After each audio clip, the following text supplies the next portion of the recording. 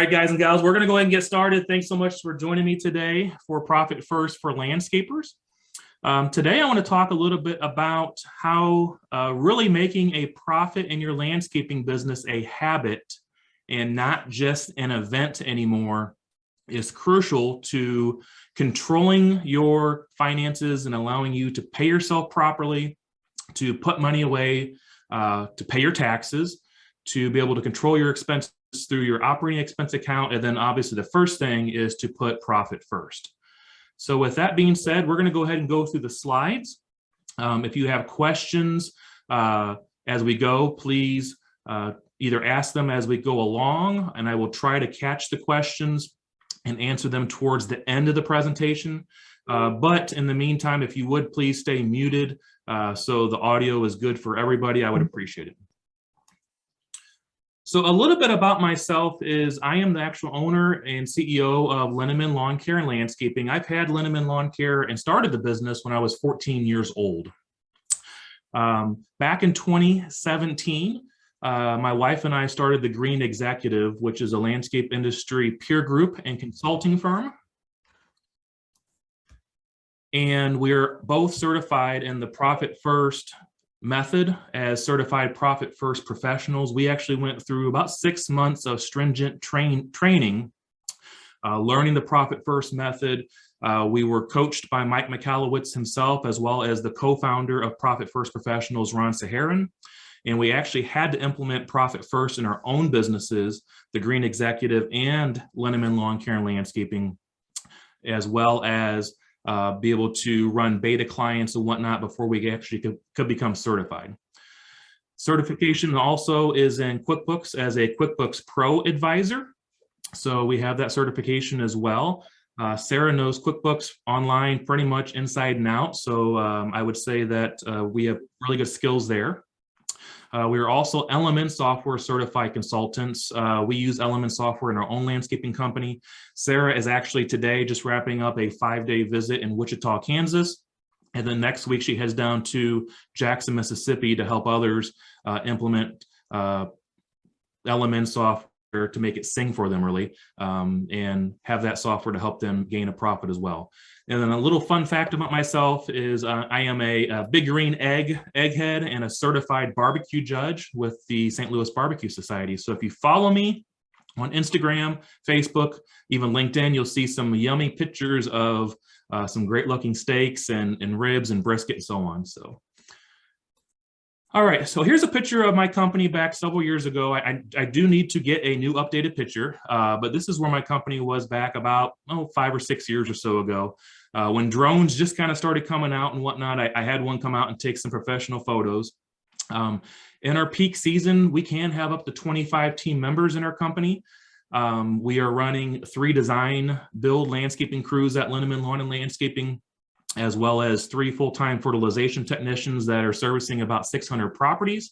And we have purposely scaled down our mowing division though, just to 1 crew, mowing a very small amount of properties just to kind of let us be seen out there to gain those design builds. But we have learned over the years that mowing and maintenance, at least for us in the residential market, has been very tough to make a good profit in. So like I said, we kind of focused our switch over to doing landscape design, build, install, landscaping maintenance, and a lot less mowing and so on. So that's a little bit about us. We do have a couple warehouses. This is our main warehouse here. It's 5,400 square feet with an office inside there. And then we have a secondary warehouse kind of behind this photo where it stores all of our tractor trailer loads of fertilizer and so on as we continue to grow the business. So let's go ahead and start off with profit first. 83% of business owners are actually living paycheck to paycheck. That's an astounding number, and that study was done by the Small Business Administration. That number fluctuates anywhere from the high 70s to the low to mid 80s, kind of year after year. But those are the numbers that we're seeing, that landscape business owners are struggling and they're not able to actually pay their bills and pay themselves a fair salary going forward. They do that because they really don't know what to charge, and they don't know how to make good financial decisions in their landscaping business in order to maintain a healthy profit. So with that said, the profit first questions that we often hear is that we never have enough money to actually pay our taxes. So profit first helps with putting money aside inside of a separate account to be able to pay your taxes so there's no surprises at the end of the season. Any money that's there that you don't need to pay your taxes goes to your profit account. And we'll kind of get into that a little bit more as we go on. Have you ever said, I haven't had even enough money to take a paycheck? Well, we talked about that earlier. 83% of business owners are living paycheck to paycheck. I don't have anything to show for all my hard work. I don't know how or have any money to hire more people. Here's a big one. My accountant says I actually made a profit, but where is all the money? It's not in my bank account. So where is it? And I don't know where all my money goes. You know, when we look at a profit and loss statement, that is oftentimes very misleading, because if your profit and loss statement that you are running is showing a profit, the problem actually lies in, more than likely, is going to be on your balance sheet.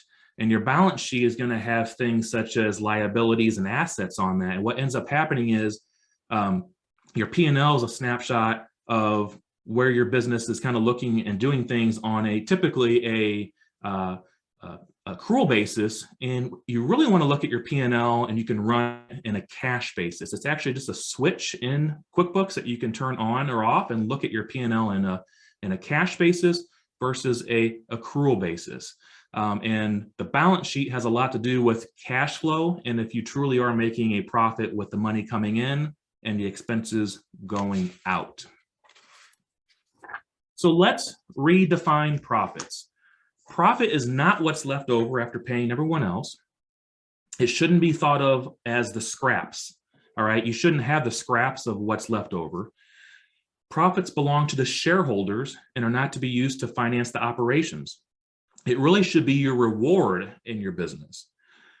Profit is not an event, it should be a habit. And with the profit first method, you can make that a habit by getting into the routine of allocations and knowing what to charge and so on. We'll talk about that a little bit more, but the business needs to be able to support itself, not you supporting the business. So I don't know if anybody's ever heard of an axiom, but an axiom is a statement or proposition which is regarded as being established, accepted, or self-evidently true.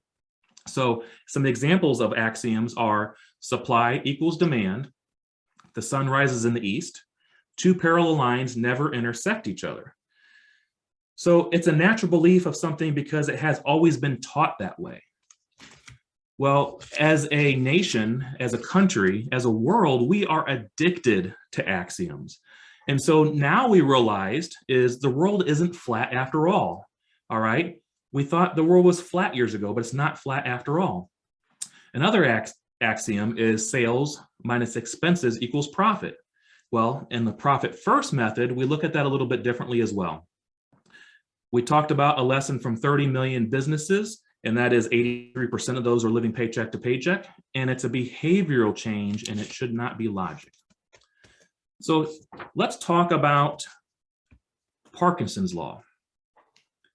Parkinson's law is kind of like a tube of toothpaste. If you have a resource available, you will use all of it.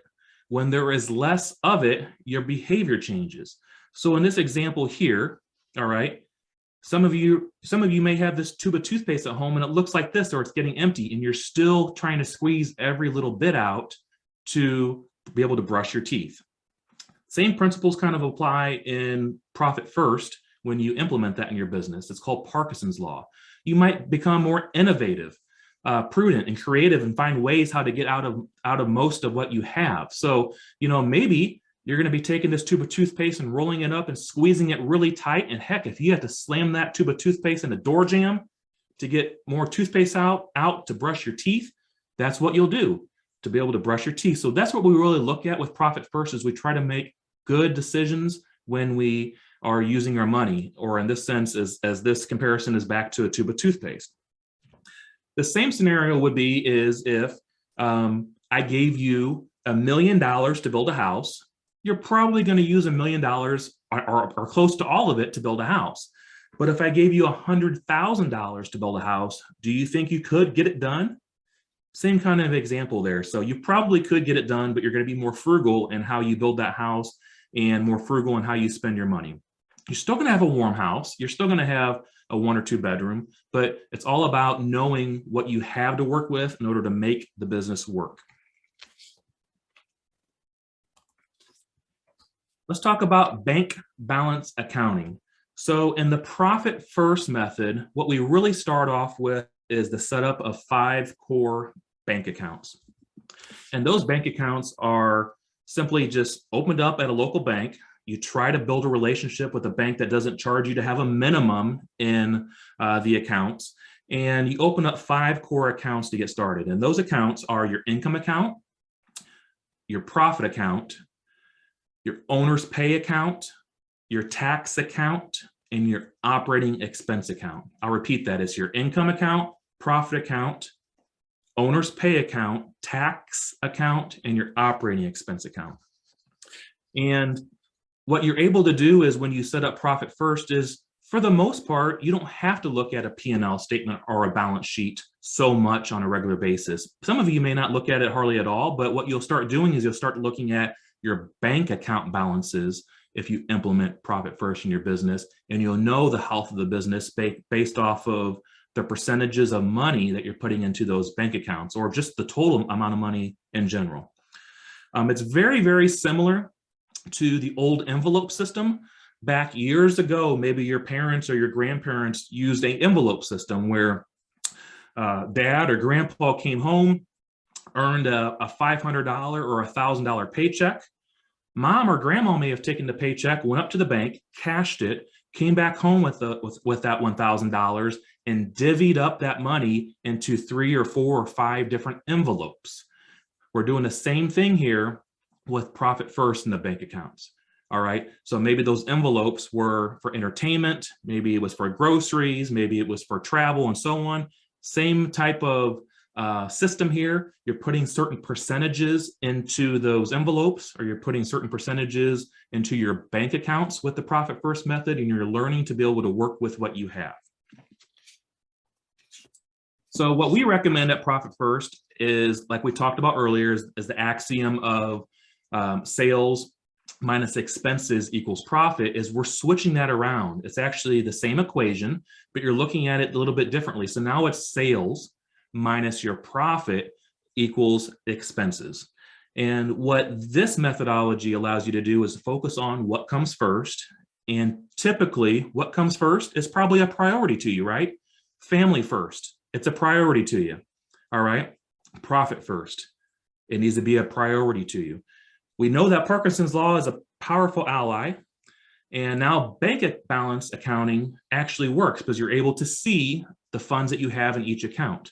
And the proof is in kind of the pudding, because the 401k traditionally in businesses that offer that type of investment program has been one of the most successful ways to be able to save for retirement.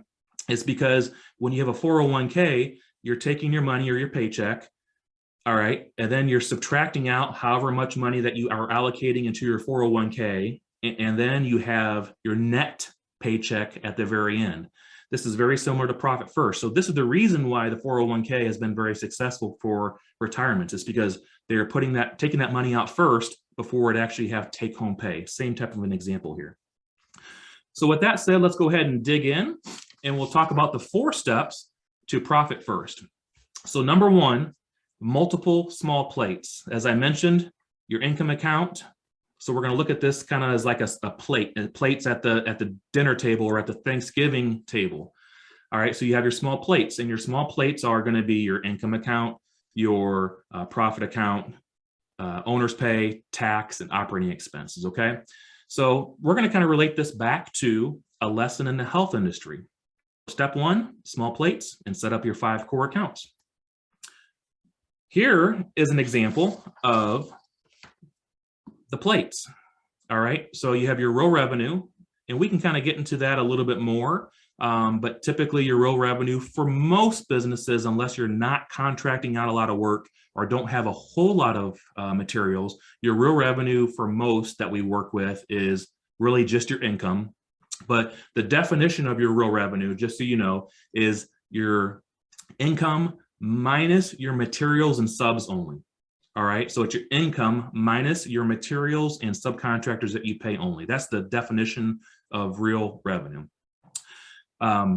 Profit. If you're a business, $250,000 of revenue or less, financially healthy companies are able to put 5% profit away into their profit account.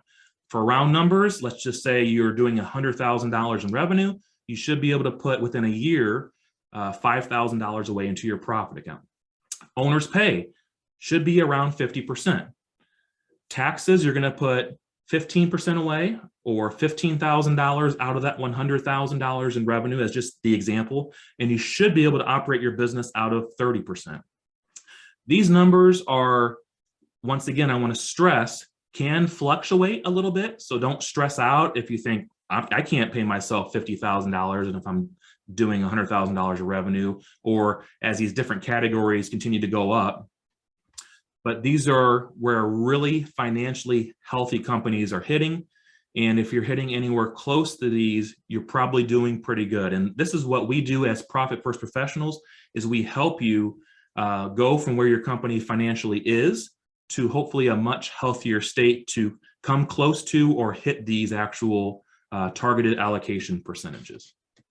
A lot of people have questions on this chart of, well, why is, for instance, the profit, why does it change so much as the businesses go up? Why does owner's pay actually go down?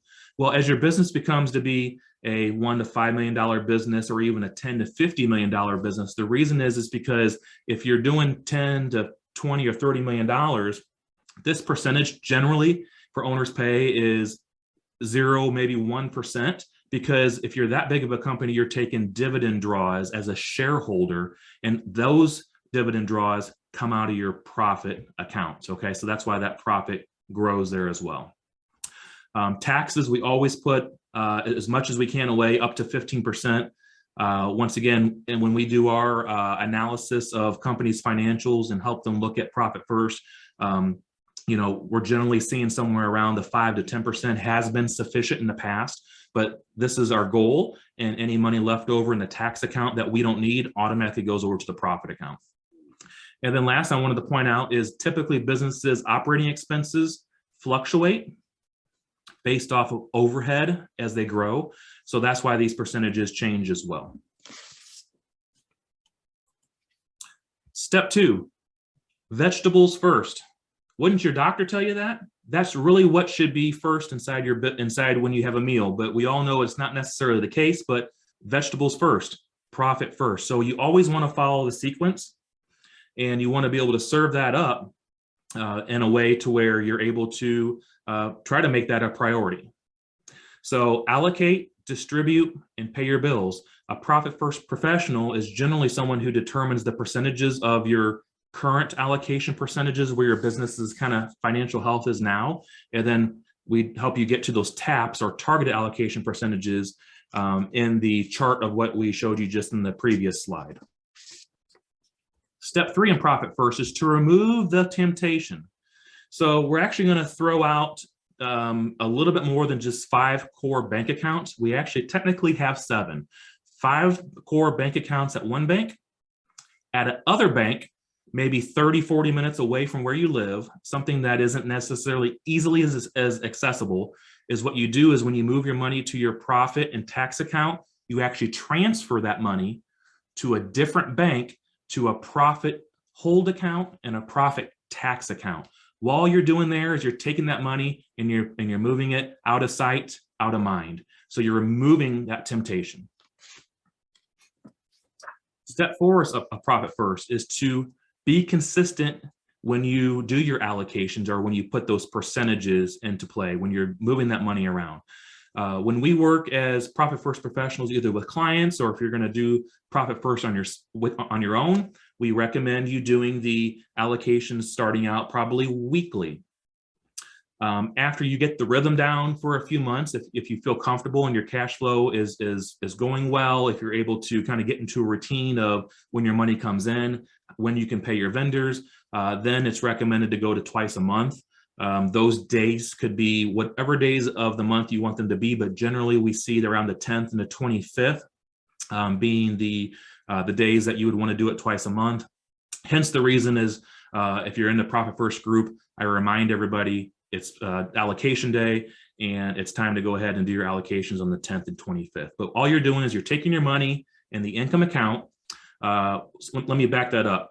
You're getting all your deposits from your clients, whether you get them in the mail or you get money from credit card processing. All that goes into one bank account, your income account, and then either once a week or twice a month, you're taking all that money in your income account and you're distributing it into your other 4 accounts, your profit account, owner's pay account, tax account, and operating expense account, either weekly or bi-weekly, and getting into the routine of things. At the end of every quarter, we recommend doing a profit distribution, and whatever money is inside your profit account, maybe taking a small part of that and celebrating. It's oftentimes I like to go out and splurge and maybe have $100 steak dinner or take the kids out and do something fun.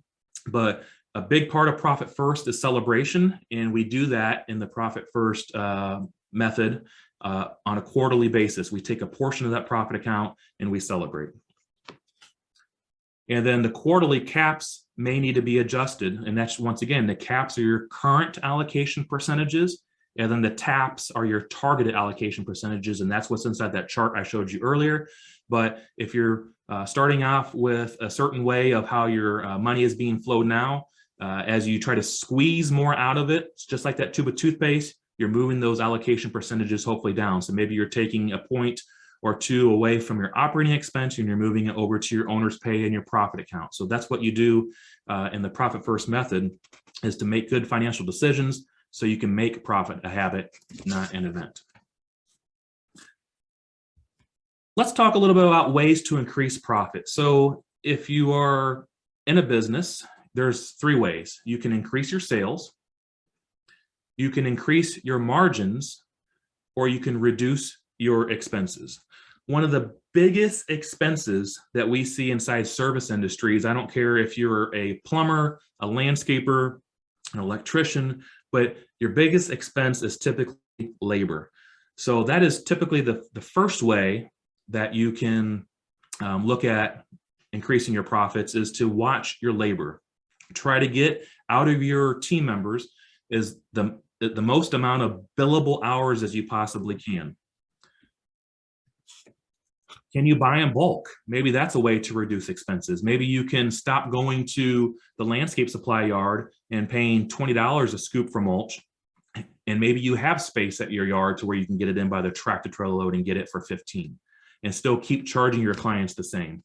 So those are all ways that you want to look at for increasing your profits.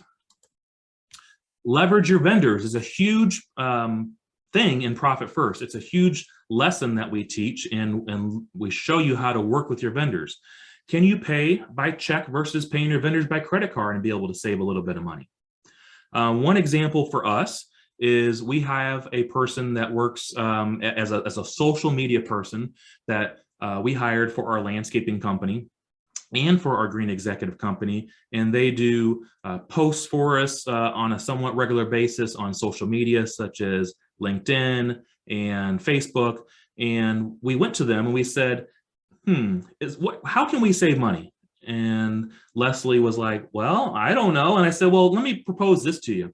If we pay you by check and 3 months in advance, would you consider giving us a discount? And she came back to us and said, yeah, I'll give you a 10% discount. So just by leveraging your vendors and coming up with creative ideas of ways to reduce your expenses, you can really save quite a bit of money if you just try to stop and think of ways to do so and talk to your vendors and see if they're willing to work with you on that. Terms. Do you have established credit? You know, that's once again another huge thing in the Profit First method is hopefully you have a relationship with your vendors to where you can get 15 or 30-day terms with your vendors. We take a lot of advantage of early order programs. We spent probably upwards of $100,000 at our landscaping company back in September by committing to herbicides, pesticides, 6 tractor trailer loads of fertilizer for our fertilization program this season. And we saved a heck of a lot of money by doing that. And we have our pricing all locked in. And the wonderful thing about it is our vendors are actually able to not bill us until we receive the product on hand. That's always been a very good relationship with us, whether it be with Site One Landscaping Supply. We do a lot of business with Farm Supply. I know there's Heritage Landscaping Supply. There's all kinds of vendors out there, but they've never had an issue with us committing to product upfront, holding the product for us, and only billing us for the product when we receive it as we go throughout the year with our certain steps of our fertilization program, as long as we commit and have a good relationship with them and basically promise not to stiff them with the product, right? So building that relationship is crucial, and sticking to your part of the promise to make sure that you're going to take the product is also important as well. Another example is, once again, back to the fertilizers, herbicides, and pesticides. We bought $10,000 worth of Dismiss NXT. It's a nutsedge killer. Took advantage of the EOP program. Don't have to pay for it until June 1st, and it's sitting in our warehouse right now. That's another advantage that you can take on that. We talked about labor, one of the most expensive things inside of a business. So are your routes optimized? Are they really truly optimized? Think about that. Crew size. I'm going to get a lot of kickback from this, guys and gals, but crew size to me, if you're doing residential lawn care work, no more than 2 people. All right.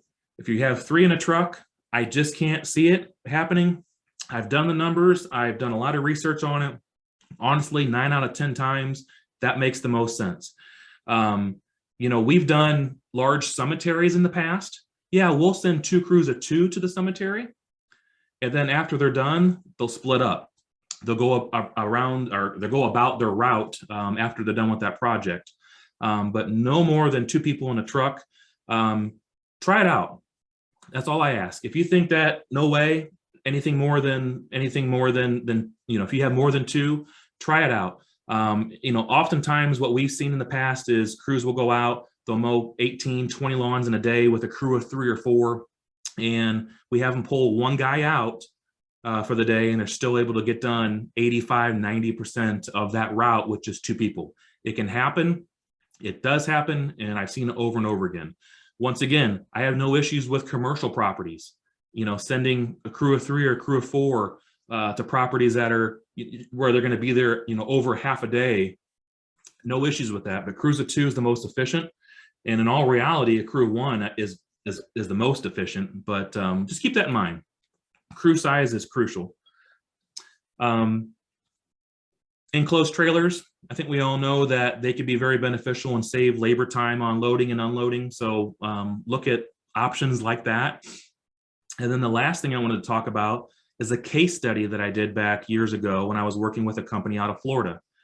All right, labor savings, we're talking about this. So the gentleman, really didn't think about what was happening, but he was allowing his crew of 3 people to go to the local gas station 10 minutes up the road to get bags of ice every day. And then from the gas station, they would go to their first job site. And what we ended up doing was calculating his time that he was paying his crews to drive from his office to the gas station to get the bags of ice. 10 minutes there, maybe 10 minutes to the first job site, 20 minutes, crew of 3, 1 hour of payroll, 5 days a week, 5 hours. He had 3 or 4 crews he was allowing to do this, 20 man hours. He was actually able to get an ice machine inside of his shop and pay for that thing in like 3 or 4 months just because of the labor savings. Think about your labor. All right, don't let that get out of control, and think about how much time that really adds up, because if you can stop the drips, you won't have a flood. Ways to increase cash flow. How about prepay discounts? All right, years ago, I offered 5, even upwards to 10% if they wanted to prepay in full. God, I feel so stupid for doing that now. Now what we do is we offer a 5% prepaid discount, but we offer that only back in the form of a gift certificate, good towards future services. All right. 70% of the customers don't even use the gift certificate. The other 30% that do, it's there as an upsell for us to get more work. Stop giving money off the top end when you have other options. That transition from not giving the 5 or the 10% off the top line of the $300 or $500 yearly fertilization program saved us thousands of dollars a year by transitioning over to a prepaid discount back in the form of a gift certificate, good towards future services. Years ago, once again, we used to have terms 30. We would mow grass for 30 days. At the end of the month, send them a bill. It would be due in 30 days. It would be 60 days oftentimes until we even collected a paycheck. And that was how we ran our business. Set your terms to due on receipt or net 15. Move that up. All right. You're not going to get a whole lot of pushback. And it's really important to be able to stay on top of your AR. If you do take a credit card, have it on file. All right. And consider either charging the customer for a processing fee if you can in your state or whatever the laws are, or look at what you've paid in the past of your credit card processing and take that into consideration into your overhead cost and ultimately hide it and charge it back to the customer. Pre-invoice for services. We used to, like I mentioned, cut grass for 30 days, have 4 cuts under our belt, invoice out. 30 days later, we collect a check. Now we look at it as, okay, we average 30, 32 cuts a year. So we take 32 cuts for round numbers. Let's just say it's a postage stamp size lawn and we're mowing for $50. So now we're taking 32 cuts times $50, getting up to what, $1,600 or so for the year. We take that $1,600, we divide it into 9 equal monthly payments. And that's the only way we sell our lawn mowing programs right now is March 1st. A bill goes out for $200 a month or whatever it comes to. And we bill them every month all the way through November 1st. We're in the St. Louis market. If you're in Florida, maybe you're cutting grass 11 months out of the year. I don't know, but look at those payment plans and make that optional as a way to kind of get cash flow going. I mentioned that we invoice out starting March 1st. Well, we're not even starting to cut grass here in St. Louis until the end of March, maybe early April. So I already have money up front. I know if they're going to want to cancel service based off if they don't pay their bill right away. So that's another key indicator for us. And we're getting cash flow going in our business. And as I mentioned earlier, don't let your AR get out of control. Be strict with that. Before you make a purchase in your business, ask yourself these 3 questions. This is what we talk about when we work with our Profit First customers. Can it pass this test? The questions are, is the purchase good for the company? Is the purchase good for the client? And can the purchase wait? That should be the test on the decision-making process before you buy almost anything in your company. Because if you can answer these questions truthfully, and if it means something to you as far as, yeah, I guess maybe it can wait, then don't make the purchase. All right. Landscape contractors are notorious for having new shiny equipment. All right. Try to push that equipment a little bit more within reason and try to get the most out of it. Parkinson's law. Where will you be a year from now if you don't solve your profitability problems today? I challenge you to think about that. Where will you be a year from now if you don't solve your profitability problems today? Lastly, I want to invite you, if you are not currently in the group, join our Profit First for Landscapers Facebook group. We have over 1,900 members in it now, and I try to have a good quality post in there on a daily basis. I try to keep the riffraff out, any of the scam artists out, and the posts that don't belong in there. So I really try to moderate that very well. So please join the group. We'd love to see you in there. If you have any questions, just shoot them out. If you have any questions, have interest in having Profit First implemented by a Profit First professional, give us a call, schedule a free discovery session.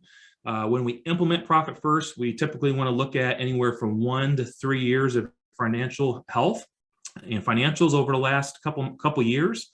And then we do an actual profit assessment of your business.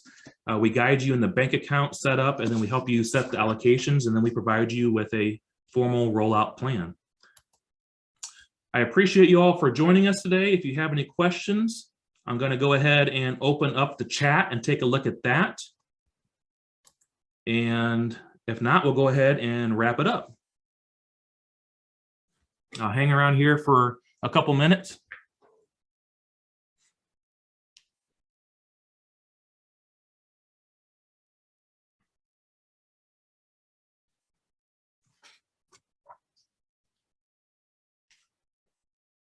All right, no chats are coming in. If you have a question, go ahead and unmute yourself. And we'll happy to chat that way as well. I did get one question that came in from Kurt. How many guys on a landscape crew? Kurt, we do a lot of basic landscaping. Our jobs are on average are $5,000 to $10,000. A large landscaping job for us is $20,000, maybe $30,000. Crew of two. We have a good foreman that really knows what he's doing. We have a decent laborer with him. We send a dingo out or a Vermeer mini skid steer, a crew of two with a piece of machinery. Typically, that's all we ever do. If we're stacking a big wall, we have a big wall project. We may send 3 or 4 guys over just temporarily to stack the block. Same thing for large siding projects. We may send more than 2, but we just really do crews of 2. Okay, yeah, that's good. I was just wondering because of you said crews of 2 for the lawn maintenance. Sure. So, Rob, I saw you trying to talk earlier, but you were muted. What? Do you have any sorry. My question is that we take a paycheck each week when the guys get paid, and what's the difference that I don't understand between the owner's pay and then that paycheck? Is that what I'm counting then as owner's pay? Is that check? Yeah. So when you take a paycheck, how we calculate owner's pay in profit first terms is should be your weekly or biweekly paycheck, whatever you take, and any other add backs that your company paid for. That is all considered what owner's pay is. So for instance, if you have health insurance for yourself, but you don't provide it to your employees, that health insurance value, maybe $5,000, $10,000 a year, whatever that value is, we consider that part of your owner's pay. Okay, so like vehicles, cell phones, that sort of stuff's all in that. Yep. Only if it's not available to the entire team. It's an owner's perk, so we consider it to be as owner's pay. Okay. And for those of you that aren't taking a regular paycheck, how I started, honestly, at the time was just paying myself minimum wage. Years ago, it was $10, $12 an hour, and I started paying myself a salary of minimum wage. Once I felt comfortable with that, I moved it up. And, comfortable with that, I moved it up. So that's how, in my opinion, you should treat your business, because ultimately when your business becomes time to possibly sell, the potential buyer is going to want to see, are you able to pay yourself a steady income and still have a profit left over as well? Otherwise, they might as well go work for someone else.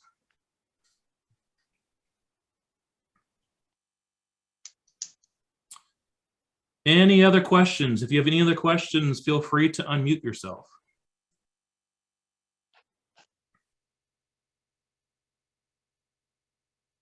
I got one more. I'll jump in again. Absolutely. I met you before. We were in a group a while back, a few years back. But I do want to know when would be a good time to get with y'all, because I have some questions to go further with this, and perhaps like an on-site visit even. Sure. Our calendar is booked up. It says it's booked up till about the middle of February, and that's because Sarah and I share a calendar, and she's traveling a lot. So it looks like that we don't have time, but just send me a message, and I'm happy to chat with you, honestly, pretty much anytime.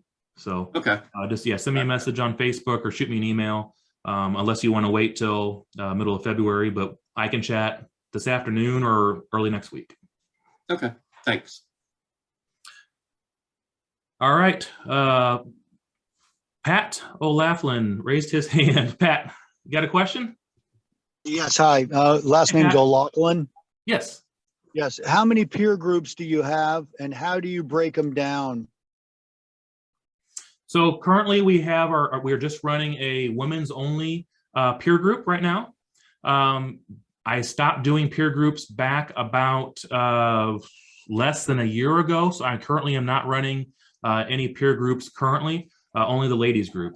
My focus right now has been private coaching, profit first implementation, which typically happens with both Sarah and I on the implementation process. And then doing workshops, webinars, in-person speaking, and then we also do a lot of the LMN software implementation. I'm open to do peer groups again, but the ones that I did have that I was running for several years, there were some things in there that the participants weren't able to make the meetings on a regular basis, and I honestly think it was because that there wasn't enough skin in the game for them to show up. I was charging $100 a month for it, very inexpensive. And so I haven't put really anything together back yet on something that might involve peer groups again, as well as maybe in-person visits, which is what I would like to do. Okay, and then part two of the question would be, Adam, please, is if you do help a company, what kind of assistance do you give with the QuickBooks implementation? So that can all be custom built into the working relationship, but we offer bookkeeping services. So that starts out anywhere from $250 a month, and it goes up from there. And QuickBooks actually implementation, that could all be set up as well, as far as like how you want to see maybe your financial statements. I mean, Sarah can tie it into running P&Ls by division if you want it set up that way. We have certain ways that we like to see it set up. So it kind of all depends on what you're actually looking to have implemented with it, as well as, you know, is there an industry specific software that you want to have it to be able to talk to? I know a lot of the service autopilots, Aspire, LMN software, it all talks to QuickBooks. And so there can be some implementation set up there as well. I hope that answered your question. Yes. So when you say you have the ability to help and assist with the P&L and the balance sheet, do you have certain industry categories that you implement that is certain categories to landscaping? Yes, absolutely. You know, we like to make sure to put we like to separate, for instance, as here's an example. We like to put our team members' payroll in cost of goods sold. And we like to put overhead payroll, such as myself, such as our salespeople, such as our office people, not in cost of goods sold, because that out to the customer. So we actually separate our payroll out that way. So that's just one way that we like to set it up. Okay, thank you. All right, guys and gals. Well, I appreciate you all for jumping on. If you have any questions further, feel free to reach out. You can reach us at thegreenexecutive.com or profitfirstpros.com. Shoot me an email, connect with me on any of the social media platforms, and I'm happy to chat more. Take care, everybody. We'll talk to you later. Bye-bye. Thank you, Adam. Absolutely.